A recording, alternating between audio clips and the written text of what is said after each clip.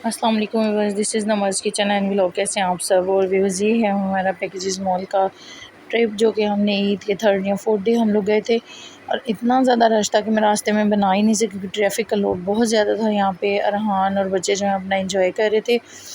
इतना ज़्यादा रश होता है, हालांकि हम ईद के डेज़ में जो है अब बाहर निकलना हमने बिल्कुल ख़त्म कर दिया, लेकिन इस दफ़ा हमने फिर बच्चे ज़िद कर रहे थे कि हमने कहीं बाहर जाना है, तो हमने कहा चलें पैकेजेस मॉल करीब है, यहीं पे चले जाते हैं।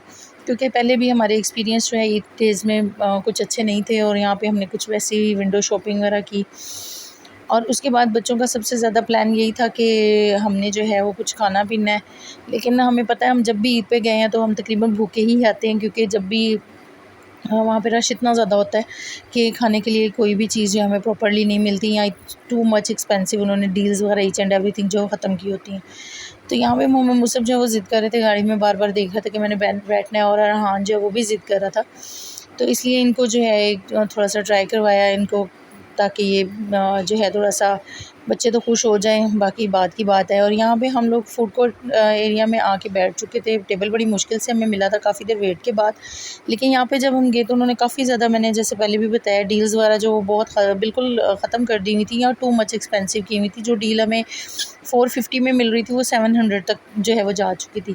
और यहाँ पे हमने जो है ना, बड़ों ने तो हाथ खड़े किए थे, उन्होंने कहा हमने तो कुछ खाना नहीं है, बच्चों ने ही खाना था, और उन्होंने कहा था हम अपनी ईदी से जो है ना वो खाएंगे, पॉकेट मनी से। तो वो भी अब एक दूसरे का मुंह देख रहे थे। ज़ाहिर बात है, बच्चे जब माँ बाप के पल्ले से खाते हो तो तब उनको फ़ील नहीं होता, लेकिन जब अपने पॉकेट से खाना पड़े तो उनको 100 की चीज़ जो है ना वो भी बहुत एक्सपेंसिव लगती है।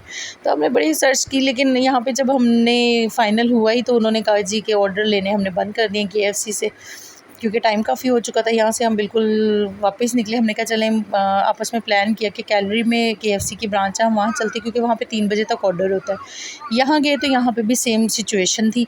हालांकि उन्होंने कहा था कि वहाँ पे आपको अच्छी डील्स जो है ना मे बी अवेलेबल हो, लेकिन यहाँ पे भी वही हाल था। लेकिन चलें, बच्चों को कुछ खिला पिला लेते हैं। मुसब भी जो है ना वो भी सो चुका, तकरीबन 12 साढ़े 12 का टाइम था, और यहाँ पे उन्होंने भी ऑर्डर लेने जो है वो बंद कर दिए थे। और यहाँ पे हम लोग जो हैं घर आ चुके थे, और उसके बाद हमने नेक्स्ट डे का ये व्लॉग है, इसमें अरहान जो अपना इंट्रोडक्शन वगैरह करा रहा है, माशाल्लाह से इसका भी चैनल है अरहान के नाम से।